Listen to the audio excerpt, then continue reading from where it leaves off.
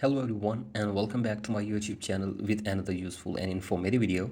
So guys, in this video I'm going to show you how to fix Instagram liquid glass UI not appearing on iPhone. So guys, if the liquid glass UI is missing on your Instagram navigation bar, here I will show you how can you fix it. So guys, for that you have to simply watch this video till the end.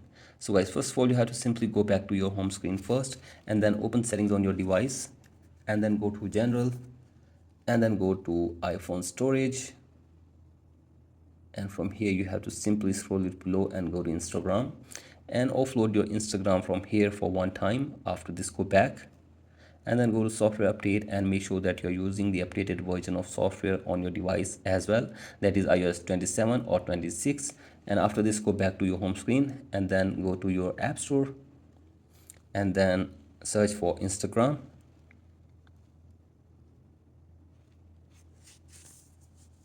And from here you have to simply download the latest version of Instagram app on your device. So guys, do this, and after this you will get the Instagram liquid glass UI feature on your Instagram app.